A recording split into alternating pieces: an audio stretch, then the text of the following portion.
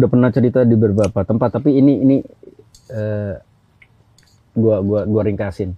Pernah ada yang iseng dulu ngirim, terus tiba-tiba ada salah satu orang di rumah gue, apa namanya, dia bantuin gue untuk nyari orang pinter, ya kan, nyari orang pinter. Nah terus dia tahu karena gue takut, sama dia malah dimanfaatin Ustadz.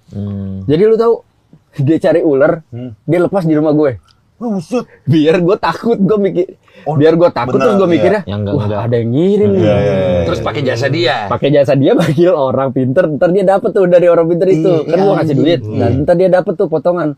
Kan anjing gue bilang. Gila itu, gila. Tahu nih gimana?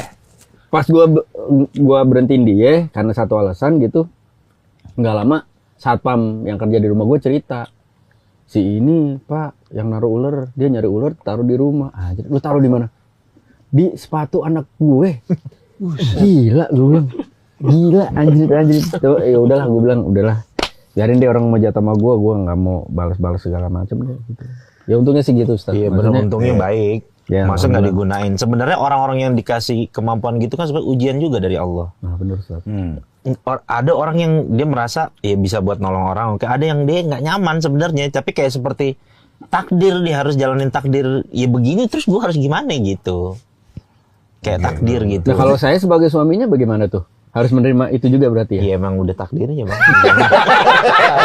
Ya maksudnya yang penting selama ini kan nggak ngeganggu kehidupan, maksudnya kayak masa nggak ngaruh sampai ke psikologis dan kesehatan bang, enggak kan? Enggak. Ya udah, oke. Iya keganggunya paling misalkan kayak dulu juga kita sempat dia yang mau kan, dia tuh emang punya ketertarikan lah dengan hal-hal kayak gini gitu. Sampai akhirnya kita pernah ada penelusuran Pak Ustadz, sempat penelusuran ya. Ke daerah mana, ke rumah mana, yang antah-berantah segala macam. Menara Saida nggak?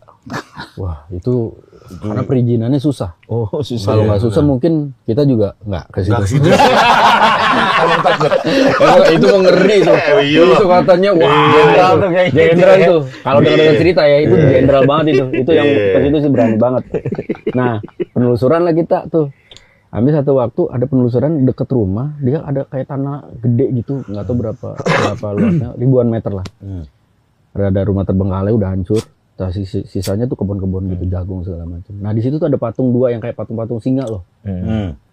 Jadi kayak di gerbang rumahnya gitu. Syuting tuh malam. Ya gua kan emang nggak ngerasain apa-apa kan, nggak bisa ngeliat, nggak bisa ngerasain, nggak bisa apapun gitu untuk area ini gitu. Besoknya bini gue cerita, itu yang patung itu ngikut Ustadz. Buset. Jadi bini gue tidurnya di sini nih,